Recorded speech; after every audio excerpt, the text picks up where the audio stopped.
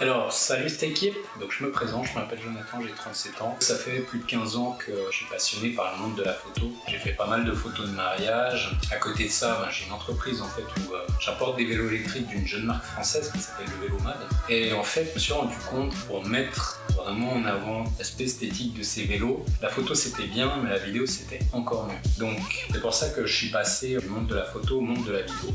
Enfin, je suis en train de passer parce que c'est vraiment que le début. Donc j'ai décidé de faire un peu des vidéos style vlog pour vous montrer aussi mes galères. Fait que faire de la photo c'est super, c'est magnifique, quand on a compris le fonctionnement c'est très bien. Faire de la vidéo c'est autre chose, c'est même plus complexe que le monde de la photo. Du coup, à travers ces vidéos, j'aimerais vous expliquer aussi un petit peu le matériel que j'utilise, les techniques que j'emploie. Je vais vous montrer à travers mes vacances avec mes enfants en Espagne, comment est-ce que je fais mes prises de vue à l'appareil photo, au drone. Donc tout ça, vous pouvez le retrouver dans ces vidéos. Moi, je me considère vraiment loin d'être un expert. Je débute vraiment, donc je vous donne mes conseils en tant que débutant. Après, si vous avez des remarques pour m'aider à m'améliorer ou si vous avez des questions, n'hésitez pas à les poser dans les commentaires. Je vais présenter ça sous la forme d'un vlog parce que je pense que plus on peut s'immerger justement dans une vidéo, plus c'est facile de se mettre à la place de la personne et mieux on comprend le processus qui est mis en place pour apprendre ce genre de choses.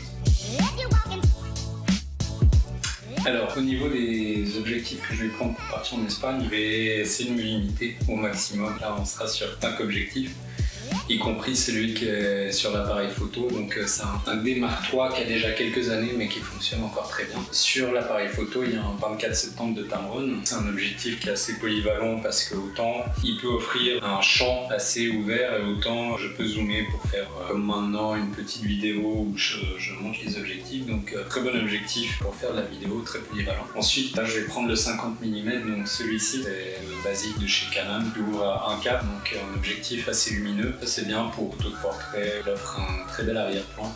Ensuite, on a le 100 mm macro, donc celui-ci je vais plutôt l'utiliser pour tout ce qui est un peu scène artistique, où il me faut vraiment des beaux arrière-plans, très doux. Celui-ci il a vraiment un bokeh qui est très soft, très bon objectif. Ce qui est rigolo, c'est qu'à la base c'est un objectif macro, mais on peut l'utiliser autant pour faire du portrait, pour filmer, donc celui-ci aussi est très polyvalent. Après là on est sur un Helios Zénith, donc celui-ci c'est un objectif de conception de XU-RSS. Celui-là il est vraiment très spécial, il offre un bokeh en fait qui est tournant. Celui-ci je l'ai utilisé surtout pour filmer mes enfants. Il a une image qui est vraiment très adoucie et qui donne presque un peu un aspect conte de fées. Et après donc on est sur un Samyang 14 mm. Celui-ci c'est le grand angle par excellence, donc avec celui-là vraiment pour capturer les paysages. Et par contre après je déconseille pour filmer les personnes parce qu'il déforme quand même pas mal l'image, il l'arrondit, donc forcément les visages ce sera pas aussi joli que si vous prenez un objectif un 50 mm ou alors un 100 mm. Voilà, donc je pense qu'avec ces 5 objectifs on devrait réussir à faire quelque chose de relativement joli, en tout cas je vais essayer. Alors, on est arrivé au soir, les enfants sont couchés, le bus est chargé. Là maintenant il ne me reste plus qu'à faire le montage de la vidéo. Pour ça je vais directement travailler sur DaVinci Resolve. Ce qui est sûr c'est que ça prend du temps, donc on s'y met. Demain je partagerai des nouvelles vidéos sur notre voyage en Espagne.